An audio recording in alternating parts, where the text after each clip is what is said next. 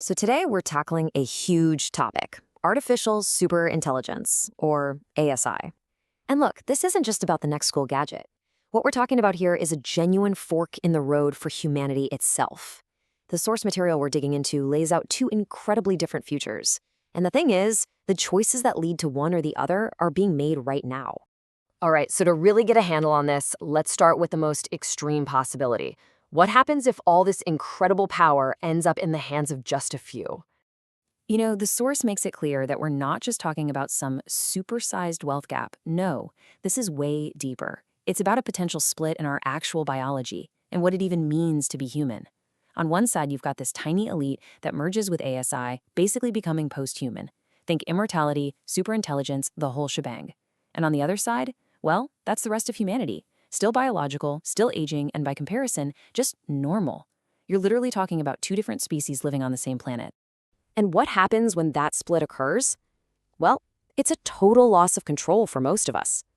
In this future, the source warns that the vast majority of people might not be seen as equals anymore. Instead, we'd be treated more like pets. Something to be managed and cared for, sure, but with no real say in our own lives or our future. Okay, so what's the engine driving this massive potential change? What exactly is this ASI we keep talking about? Let's break it down. Right, so ASI is not just another AI that's, a bit better at chess or science. We're talking about an intelligence that outsmarts the most brilliant human in every single area you can think of. Art, science, strategy, even emotional intelligence. The kind of power this represents, it's just absolute. There's no other word for it. And to really get your head around the speed of this, an AI could kick off what's called an intelligence explosion. It would basically get into this crazy loop of improving itself over and over again. It could make thousands of years of human progress in a few days, maybe even a few hours. The scale of that change is it's almost impossible for us to imagine. This is honestly the perfect way to think about it. The gap between us and an ASI would be so huge, it would be like an ant trying to understand quantum mechanics. We literally couldn't grasp its thought process. It's not just a smarter person, it's an entirely different kind of thinking. Communication as we know it would basically break down. So yeah, that's a pretty bleak picture of the future, right? But this is where the whole conversation pivots, because the source asks a really important question right here. Is this future, is it set in stone? And the answer we get is a definite no. So now let's look at how we can move from the scary warning to an actual plan for a better outcome. The whole argument here is that we don't have to just sit back and let this dystopian future happen. We can actually get ahead of it. We can design the future we want by building the right kind of democratic systems now, before this thing is fully here.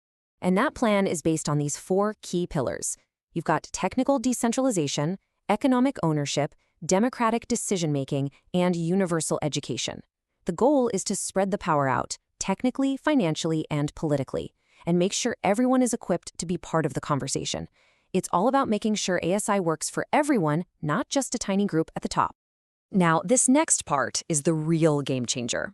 The idea isn't to try and put rules on some super smart black box from the outside. That's probably impossible. Instead, the plan is to build our democratic values, our collective will, directly into the machine's core programming, right into its purpose from day one. And this is where it gets really concrete. You can see some actual models for how this could work. Things like citizen assemblies, where people are chosen randomly, like a jury, to figure out humanity's shared values. And then there's this fascinating concept called CEV, Coherent Extrapolated Volition. It's a mouthful, I know, but the idea is brilliant. You get the ASI to align not with what we want in this exact moment, our flawed, short-sighted desires, but with what we would want if we were better, wiser, more informed versions of ourselves. It's about aiming for our best possible future, not just our immediate gratification. Okay, so having a democratic blueprint is great, but let's be real, pushing this through against the massive power of the companies and countries that exist today, that's a whole other battle. And you can bet the big players, the tech giants, the superpowers, are going to push back hard to keep control. The source predicts we'll hear a lot about national security to keep things secret. We'll hear them say AI is too dangerous for anyone else to develop, which is a tactic called safety washing. And of course, they'll try to control the physical stuff, the computer chips, the GPUs, that you need to build this tech in the first place. And this table just lays it out so clearly. You've got two completely different paths forward. On the one hand, the old monopoly model, built on money and secrecy. And on the other, this new idea, a decentralized, citizen-led model built on alliances, open source tech, and the powerful idea that our data belongs to us and that gives us real power. But here's the crucial thing. This isn't a lost cause. The rest of us aren't powerless. The source points to some really clever asymmetric ways to fight back. Smaller countries can team up to create their own standards. We can build decentralized computer networks that nobody owns. And maybe the most powerful tool we have? Our data. If we organize, we can literally go on data strikes and starve the monopolies of the one thing they need to train their AI. All of this brings us to the final and maybe most important takeaway. It's about completely reframing how we even think about this whole thing. Because, according to the source, we've basically been asking the wrong question this whole time. This can't just be a fight over who gets to hold the keys to the kingdom. The real question isn't who's going to own ASI, but how are we going to build our shared values into it? And that changes everything. It moves the conversation from ownership to design. The goal isn't to pick a benevolent dictator, whether it's a person or a country. The real challenge, the task for all of us, is to figure out how to make this incredible new intelligence a reflection of the best of all of us, a reflection of our collective will.